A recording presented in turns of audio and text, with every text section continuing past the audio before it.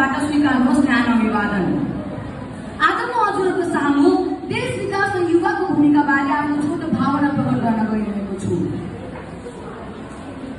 देशको मुख्य ईटा युवा हो।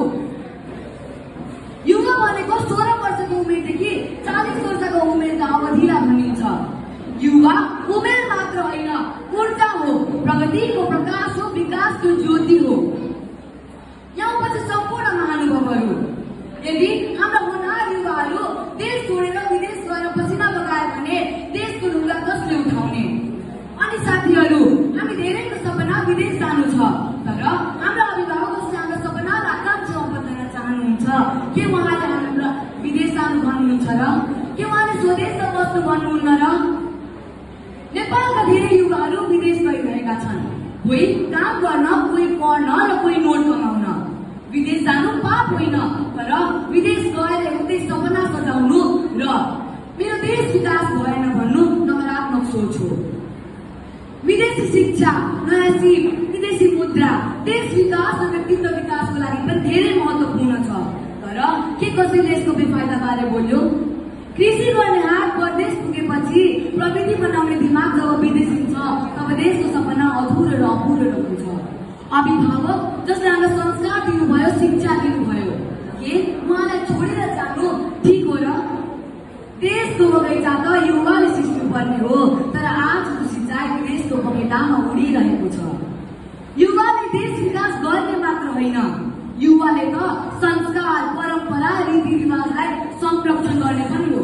जबदेखि हामीले राज्यले के गर्नु भन्नुभन्दा अगाडि हामीले के गर्नु भन्छौँ तबदेखि देश आत्मनिर्भर र स्वतन्त्र बन्छ। नेपालका मानिसहरू युवाले विकास गरेन, नेपाल विकास भएन, नेता खराब छ भन्छन्, तर देश विकास गर्न उठ्ने मान्छे कम छन्। युवा विदेश गएन भने यो युवाले त सकेन भन्छन् कि यही हो सब माछ महोदय। बुढापाकाहरूले देश चलाइरहेका छन्।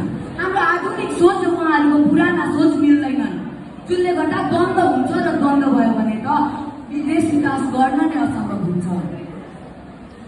युवाले विकास गर्न सक्छ, देश स्वतन्त्र गर्न सक्छ र श्रम गर्न सक्छ, मिहिनेत गर्न सक्छ। यही त हो देश विकासको शक्ति।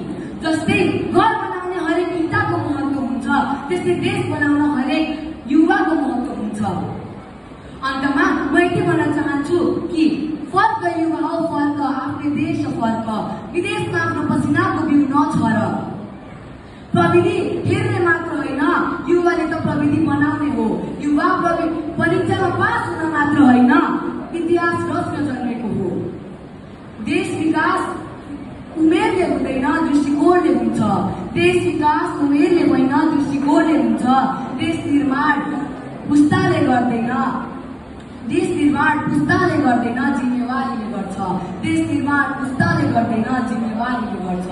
यति भन्दै म आफ्नो शब्दहरू यही अन्त गर्न चाहन्छु। हस्त धन्यवाद। जय